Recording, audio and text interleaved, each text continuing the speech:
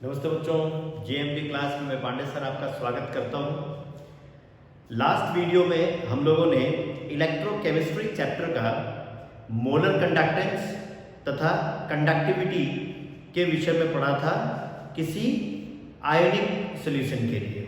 यानी हमने पढ़ा था इलेक्ट्रोलाइटिक सॉल्यूशन हमारे पास था और इलेक्ट्रोलाइटिक कंडक्टेंस हम पढ़ रहे थे। इलेक्ट्रोलाइटिक कंडक्टेंस के अंदर हमने दो टर्म डिफाइन किया था, बहुत ही भली भांति डिफाइन किया था। एक था मोलर कंडक्टेंस जिसे हम लैम्डा एम से डिनोट करते हैं और दूसरा था कंडक्टिविटी जिसे हम कापा से डिनोट करते हैं। ठीक है बेटे, ये दो चीजें हमने देखी थी और हमने उसमें समझा था कि एक मोल इलेक्ट्रोलाइटिक सॉल्यूशन जो किसी कंडक्टिविटी सेल में डाला गया हो उसके अंदर मौजूद आयंस के द्वारा, ठीक है बेटे, जितना कंडक्टेंस किया जाएगा वो मोलर कंडक्टेंस कहलाता था। और ठीक उसी प्रकार एक यूनिट वॉल्यूम किसी इलेक्ट्रोलाइटिक सॉल्यूशन के द्वारा जो किसी कंडक्टिविटी सेल में हो, ठीक है बेटे, उसके द्वारा जितना कंडक्टेंस किया जाएगा वो हमने बताया था कि क्या कहलाता है, कंडक्टिविटी कहलाता है। ये दो चीजें हमने लास्ट क्लास में बहुत अच्छी तरीके से अपने वीडियो में देखा था। ठीक है बेटे, आज वक्त आ गया है कि हम लोग मोलर कंडक्टेंस तथा कंडक्टिविटी का वेरिएशन हम पढ़ें। अगर हमने सॉल्यूशन को क्या किया, डाइल्यूट किया, यानी कंसंट्रेशन में अगर हम बदलाव कर रहे हैं सॉल्यूशन के तो उसके मोलर कंडक्टेंस पे तथा उसकी कंडक्टिविटी पे क्या असर पड़ेगा, वो कम होगा या ज्यादा होगा।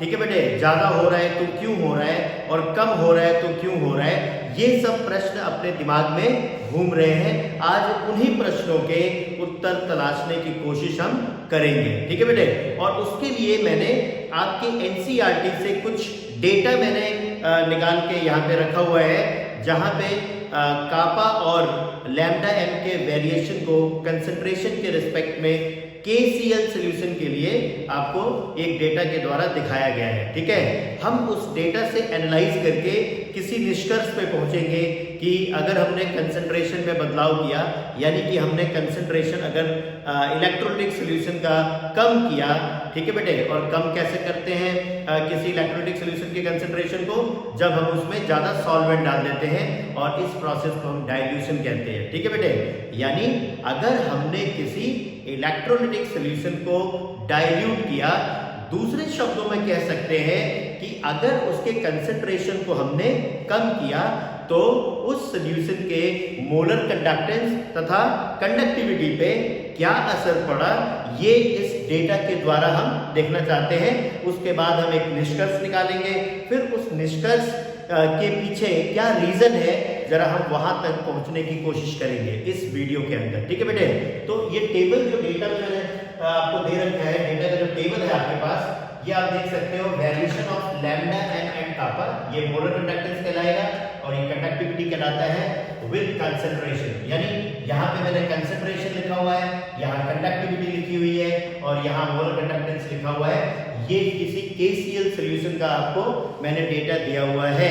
ठीक है, तो आपने देखा कि जैसे जैसे हम कंसंट्रेशन कम कर रहे हैं, ठीक है बेटे, ये 10 टाइम्स हमने डाइल्यूट किया, ये 100 टाइम डाइल्यूट किया।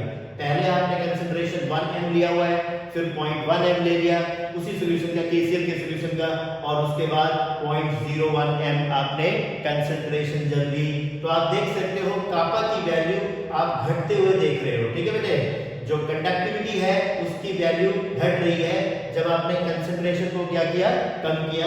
यानी डाइल्यूट करने पर कंडक्टिविटी कम होती जा रही है। और वहीं अगर हम मोलर कंडक्टेंस की बात करें तो मोलर कंडक्टेंस जब मोलैरिटी 1 m था उस समय 111.3 है, और बेटे जब ये 0.1 हो रहा है, यानी जब हम डाइल्यूट कर रहे हैं, तो आप देख सकते हो 111.3 के बाद ये 129 आ गया, यानी इसमें बढ़ता हुआ क्रम देखने को मिल रहा है। और साथ ही साथ अगर हमने और डाइल्यूट किया तो आप देख सकते हो कि मोलर कंडक्टेंस यहाँ पे और भी बढ़ गया है।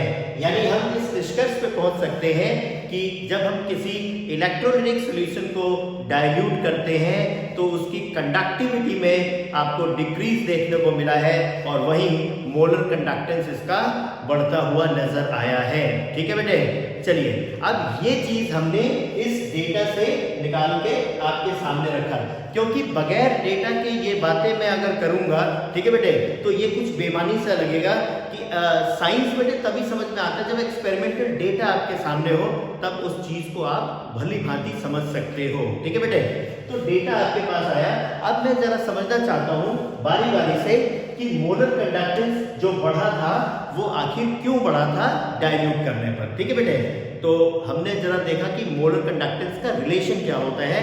तो आपके पास फॉर्मूला था जो कंडक्टिविटी, मोलैरिटी और मोलर कंडक्टेंस को जोड़ता है, वो फॉर्मूला था lambda m equals to kappa upon C. C यहाँ पे कंसंट्रेशन है और वो मोलैरिटी होता है। ठीक है बेटे, और इसी चीज को जब हम साइमन सेंटीमीटर स्क्वायर पर मोल में लिखते हैं तो कापा अपॉन सी इंटू 1000 हम वहां पे मल्टीप्लाई करके देखते थे। ठीक है, लास्ट क्लास में मैंने ये रिलेशन आपको बताया था। फिलहाल हमारा काम इसी रिलेशन से चल जाएगा। ठीक है बेटे, आप देख सकते हो कि कापा तो जब हम मोलैरिटी से डिवाइड करते हैं तो यहाँ पे हमारा मोलर कंडक्टेंस आता है। ठीक है बेटे, अब आप ध्यान रखो कि अगर हमने कंसंट्रेशन घटाई, ठीक है बेटे, अगर हमने कंसंट्रेशन घटाई यानी डाइल्यूट हमने किया, तो कंसंट्रेशन अगर हम घटाते हैं तो इसका मतलब जब डाइल्यूट करते हैं तो वॉल्यूम इंक्रीज होता है, और आपको पता है कि मोलैरिटी, वॉल्यूम जब इंक्रीज करेगी तो मोलैरिटी कम होगा, और मोलैरिटी जब कम होगा तो आप देख सकते हो इस रिलेशन से लैम्डा m की वैल्यू बढ़ेगी। ठीक है बेटे, क्या समझ में आया आपके कि हमने किसी सॉल्यूशन को जब डाइल्यूट किया इसका मतलब उसका वॉल्यूम बढ़ा, और चूंकि मोलैरिटी वॉल्यूम के इनवर्सली प्रोपोर्शनल होता है, वॉल्यूम बढ़ रहा है, इसका मतलब मोलैरिटी कम हो रही है, और मोलैरिटी कम हो रही है। यहाँ पर आप देख सकते हो कि लैम्डा m मोलैरिटी के इनवर्सली प्रोपोर्शनल होता है, तो अगर कंसंट्रेशन कम हो रहा है या मोलैरिटी कम हो रही है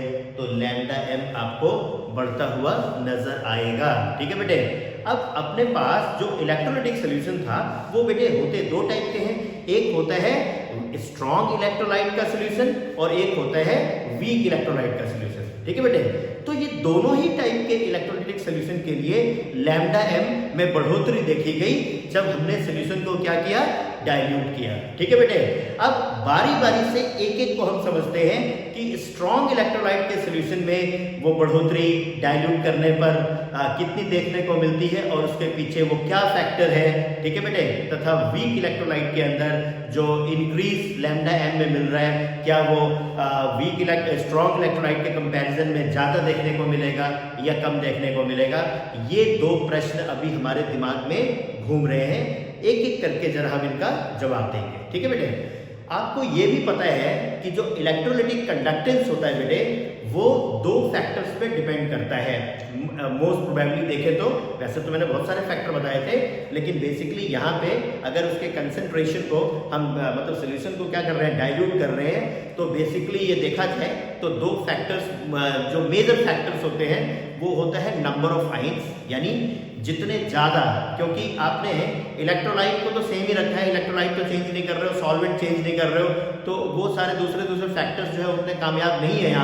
यहाँ पे सिर्फ दो फैक्टर आपको मिलेगा, एक तो नंबर ऑफ आयंस और दूसरा स्पीड ऑफ आयंस। ठीक है बेटे, यानी जो इस केस में लैम्डा m की हम बात करें डाइल्यूशन पे, वो किस दो फैक्टर पे डिपेंड करेगा, तो आपको मिलेंगे दो फैक्टर, और वो दो फैक्टर कौन से हैं कि आपके इलेक्ट्रोलाइटिक सॉल्यूशन में आयंस की संख्या क्या हो रही है, और साथ ही साथ उनके आयन की स्पीड पे क्या असर पड़ रहा है डाइल्यूशन पे। ठीक है बेटे, अब आप जानते हो जैसे मैंने बताना यह चाहा कि lambda m always increases with dilution in both strong electrolyte and weak electrolyte, यानी कोई भी इलेक्ट्रोलाइट हो, स्ट्रॉन्ग इलेक्ट्रोलाइट का सॉल्यूशन हो या वीक इलेक्ट्रोलाइट का सॉल्यूशन हो, लैम्डा m की वैल्यू बढ़ेगी, जैसा कि मैंने पहले बताया।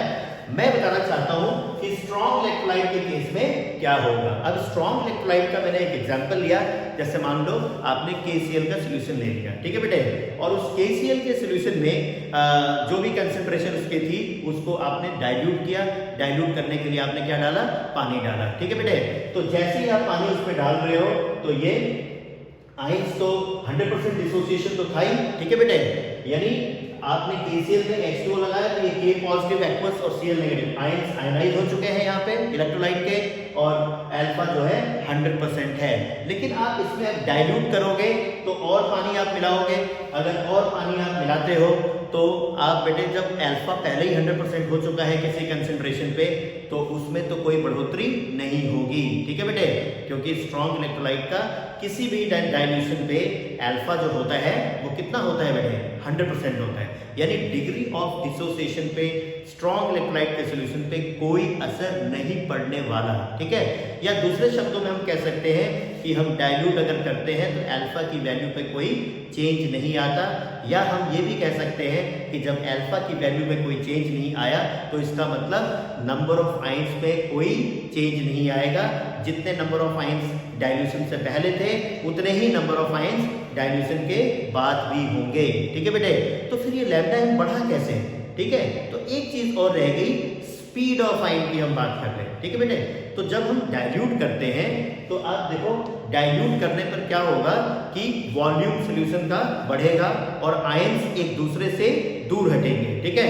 और आयंस जब एक दूसरे, क्योंकि उनको ज्यादा जगह मिल जाएगी, अब ज्यादा जगह मिल रही है, अगर आयंस एक दूसरे से दूर हो रहे हैं तो इसका मतलब आयंस के बीच लगने वाला जो इंटर आयोनिक अट्रैक्शन है वो क्या होता जाएगा, कम होता जाएगा। और जब इंटर आयोनिक अट्रैक्शन कम होगा तो उन आयंस की स्पीड सॉल्यूशन के अंदर बढ़ जाएगी, और साथ ही साथ डाइल्यूट कर रहे हो तो विस्कोसिटी भी घट रही है, ठीक है बेटे। और ये दोनों बातें आयन की स्पीड को क्या कर देते हैं, बढ़ा देते हैं, और number of ions strong electrolyte के केस में नहीं बढ़ता। दो ही फैक्टर थे कंडक्टिविटी बढ़ाने वाले, मोलर कंडक्टेंस को बढ़ाने के दो फैक्टर्स हैं, एक तो नंबर ऑफ आयंस और दूसरा स्पीड ऑफ आयंस, ठीक है बेटे। स्ट्रॉन्ग इलेक्ट्रोलाइट के केस में नंबर ऑफ आयंस नहीं बढ़ता, क्यों? क्योंकि अल्फा जिस डाइल्यूशन पे वो पहले था उस पे भी 100% है, और अगर हमने ज़्यादा डाइल्यूट कर दिया तो उस समय भी 100% होगा, यानी कि अल्फा में कोई बढ़ोतरी नहीं हुई। दूसरे शब्दों में हमने कहा कि नंबर ऑफ आयंस में कोई इंक्रीज नहीं हुआ, लेकिन डाइल्यूट करने पर चूंकि वॉल्यूम बढ़ रहा है सॉल्यूशन का और वॉल्यूम बढ़ रहा है तो आयंस के बीच का इंटर आयनिक डिस्टेंस बढ़ेगा। इंटर आयनिक डिस्टेंस बढ़ेगा तो interionic force of attraction कम होगा और विस्कोसिटी भी सॉल्यूशन की कम होगी, और इस वजह से आयन एक तेज गति से भागेंगे, यानी मोबिलिटी ऑफ आयन इंक्रीज होगा या स्पीड ऑफ आयन इंक्रीज होगा। और इसलिए लैम्डा एम की वैल्यू में स्ट्रॉन्ग इलेक्ट्रोलाइट के लिए स्लाइड इंक्रीज आपको डाइल्यूशन के पश्चात देखने को मिलता है, ठीक है बेटे। यानी हम इस निष्कर्ष पे पहुंचे कि स्ट्रॉन्ग इलेक्ट्रोलाइट का अगर कोई सॉल्यूशन है तो अगर उस सॉल्यूशन को हम डाइल्यूट कर रहे हैं तो लैम्डा एल की वैल्यू बढ़ेगी तो सही, लेकिन जो बढ़ोतरी होगी वो बहुत मामूली सी होगी, क्योंकि जो मेजर फैक्टर है नंबर ऑफ आयंस उसमें कोई इंक्रीज नहीं हो रहा, सिर्फ मोबिलिटी ऑफ आयन इंक्रीज हो रहा है, ठीक है बेटे। तो इसको हम अभी डिबाय हाकल ने एक ग्राफ बनाया था, उस ग्राफ की मदद से भी और अच्छी तरीके से मैं एक एग्जांपल लेके आपको एक्सप्लेन करूंगा जब हम डिबाय हाकल वाले इक्वेशन पे आते हैं, ठीक है बेटे। अब बात करते हैं अपने वीक इलेक्ट्रोलाइट की, ठीक है बेटे। तो मैंने यहाँ लिखा hence there is slight increase in the value of lambda m of strong electrolyte on dilution, ठीक है बेटे। डाइल्यूट करोगे तो स्ट्रॉन्ग इलेक्ट्रोलाइट के लैम्डा एम की वैल्यू में स्लाइट इंक्रीज आपको देखने को मिलेगा, क्योंकि मैंने बताया कि सिर्फ स्पीड ऑफ आयन इंक्रीज करेगा इंटर आयनिक फोर्स के कम होने तथा विस्कोसिटी के कम होने के कारण नंबर ऑफ आयंस पे कोई फर्क नहीं पड़ा, ठीक है बेटे। बात करते हैं अब वीक इलेक्ट्रोलाइट के डाइल्यूशन पे क्या असर पड़ेगा लैम्डा एम की वैल्यू पे। तो जैसे कि एक आपने एग्जांपल लिया, आप देख सकते हो कोई भी ऑर्गेनिक एसिड ले लो, मैंने एग्जांपल लिया एसिटिक एसिड। एसिटिक एसिड एक वीक इलेक्ट्रोलाइट है, ठीक है बेटे। और सपोज करो जिस कंसंट्रेशन पे हमने ले रखा है उस समय अल्फा 4% है उसमें, ठीक है, या 2% है, 1% है, आप जो भी मन सपोज कर लो, क्योंकि वीक इलेक्ट्रोलाइट की डिसोसिएशन ज्यादा नहीं होती। अब आपने क्या किया, उसे डाइल्यूट किया। जैसे जैसे आप डाइल्यूट करते जाओगे अल्फा की वैल्यू इंक्रीज होती जाएगी, क्योंकि वो धीरे धीरे और आयंस टूटेंगे, कुछ और टूटेंगे, कुछ और टूटेंगे, और इस तरीके से आप डाइल्यूट करते जाओ, एक्स्ट्रा वाटर ऐड करते जाओ उसके अंदर। फिर जो अल्फा है 4% से 8% हो जाएगा, 12% हो जाएगा, 15% हो जाएगा, 20% हो जाएगा, 25, 30, 50%। इस तरीके से डाइल्यूट करते करते अल्फा की परसेंटेज बढ़ती जाएगी, और अल्फा अगर बढ़ता है बेटे तो आयंस की संख्या भी बढ़ती है, यानी जो हमारा इलेक्ट्रोलाइट है वो ज़्यादा डिसोसिएट हो रहा है, और ज़्यादा डिसोसिएट हो रहा है इसका क्या मतलब है कि नंबर ऑफ आयंस इंक्रीज हो रहा है। ठीक है बेटे, और अगर नंबर ऑफ आयंस इंक्रीज हो रहा है तो ध्यान दीजिए इलेक्ट्रोलाइटिक कंडक्टेंस जो मेजर फैक्टर है नंबर ऑफ आयंस उस पर डिपेंड करता है। और साथ ही साथ चूंकि आपने डाइल्यूट किया तो वॉल्यूम बढ़ा तो आयंस के बीच में जो डिस्टेंस है वो बढ़ा, और इंटर आयनिक डिस्टेंस अगर बढ़ता है तो जो फैक्टर यहाँ पे स्ट्रॉन्ग इलेक्ट्रोलाइट में आपने देखा कि inter ionic force of attraction घटेगा और उसकी वजह से आयन की स्पीड भी बढ़ेगी। तो आप देख सकते हो कि यहाँ पे सिर्फ एक फैक्टर बढ़ रहा था जिसमें मोबिलिटी ऑफ आयन बढ़ी थी, लेकिन वीक इलेक्ट्रोलाइट के अंदर दो फैक्टर बढ़ रहे हैं। डाइल्यूट करने पर अल्फा की वैल्यू बढ़ रही है, और अल्फा की वैल्यू अगर बढ़ेगी तो बेटे क्या होगा, नंबर ऑफ आयंस भी इंक्रीज होगा। ये मैंने पूरा प्रॉपर यहाँ लिखा हुआ है, ठीक है, ताकि आपको लिखने में कोई दिक्कत ना हो।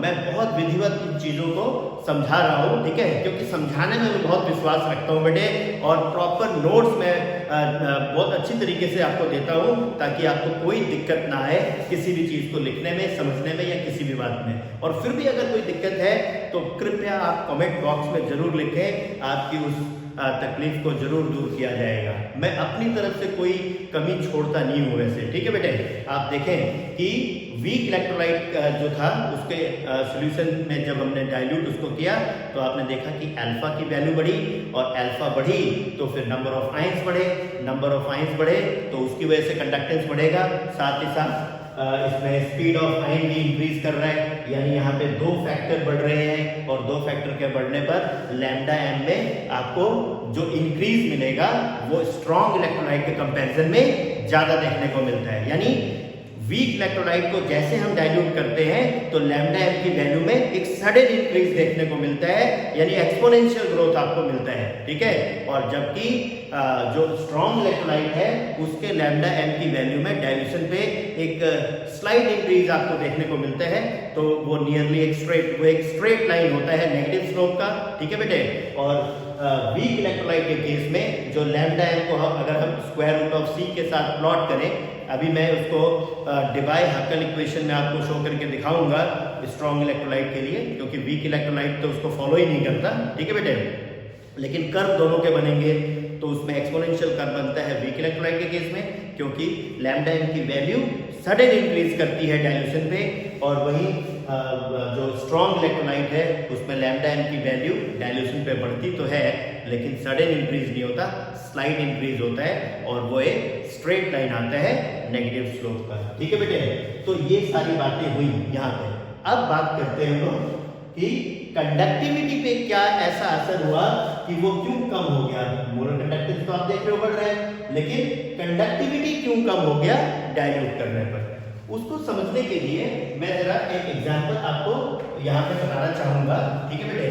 और उस एग्जांपल के द्वारा आप समझ पाओगे कि number of ions per unit volume का क्या मतलब है।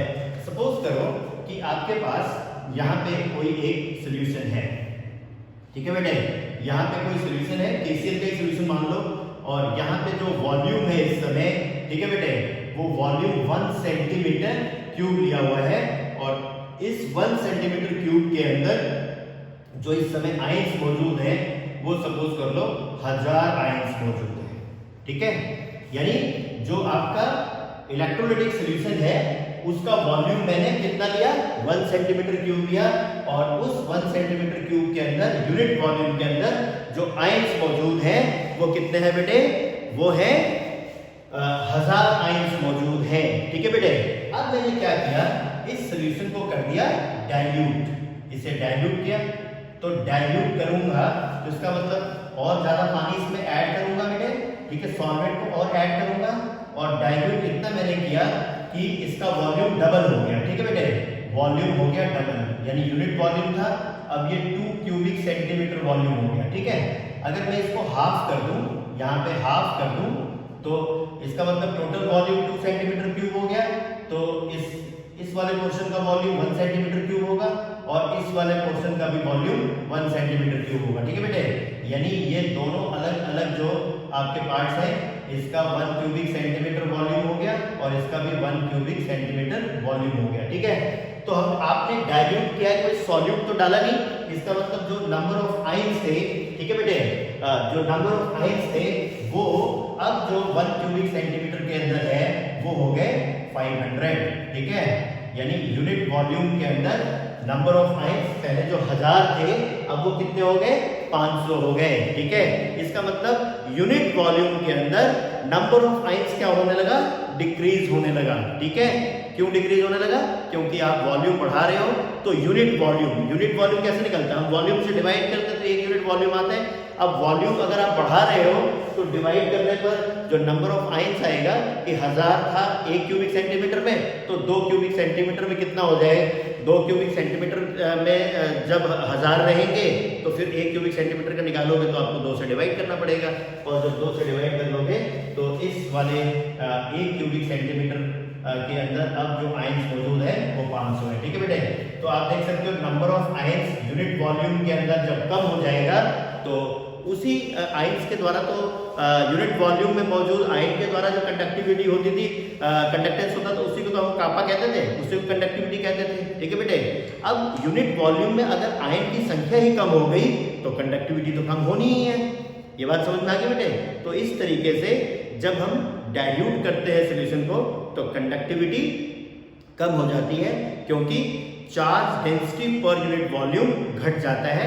या एक लेमैन तरीके से समझें तो यूनिट वॉल्यूम में मौजूद आयन की संख्या कम हो जाती है और इस वजह से उसकी कंडक्टिविटी डाइल्यूट करने पर कम हो जाती है, ठीक है बेटे। लेकिन मोलर कंडक्टेंस चाहे वो स्ट्रॉन्ग इलेक्ट्रोलाइट हो या वीक इलेक्ट्रोलाइट हो, लैम्डा एम की वैल्यू डाइल्यूट करने पर बढ़ती है, ठीक है बेटे। स्ट्रॉन्ग इलेक्ट्रोलाइट के अंदर वो बढ़ोतरी कम होती है और वीक इलेक्ट्रोलाइट के अंदर वो बढ़ोतरी ज्यादा होती है, क्योंकि वहां पर जो मेजर फैक्टर है नंबर ऑफ आयंस उसमें इंक्रीज देखने को मिला है डाइल्यूशन के पश्चात, ठीक है बेटे।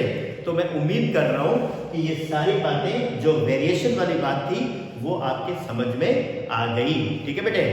नेक्स्ट वीडियो में हम लोग molar conductance eight infinite dilution पढ़ेंगे, जिसे हम लिमिटिंग मोलर कंडक्टेंस कहते हैं, ठीक है बेटे। ये चीज हम पढ़ेंगे और साथ ही साथ हम उसके अंदर डिबाय-हकल इक्वेशन को देखेंगे और हम देखेंगे कि लिमिटिंग मोलर कंडक्टेंस क्या हम स्ट्रॉन्ग इलेक्ट्रोलाइट का ग्राफ की मदद से निकाल सकते हैं और क्या ये वीक इलेक्ट्रोलाइट के लिए भी संभव है कि नहीं, और अगर वीक इलेक्ट्रोलाइट के लिए ग्राफिकली संभव नहीं है तो वो कौन सा लॉ है जो गवर्न करेगा ताकि हम वीक इलेक्ट्रोलाइट का भी लिमिटिंग मोलर कंडक्टेंस निकाल सकें, और उस लॉ के ऊपर कुछ अच्छे न्यूमेरिकल्स भी हम लोग देखेंगे, ठीक है बेटे। तब तक बने रहें अपने चैनल के साथ, लाइक और सब्सक्राइब जरूर करें, ठीक है बेटे। और बहुत अपने आप का ध्यान रखें और कृपया घर पे ही रहें, ठीक है बेटे। बहुत बहुत धन्यवाद, नेक्स्ट वीडियो में मिलते हैं।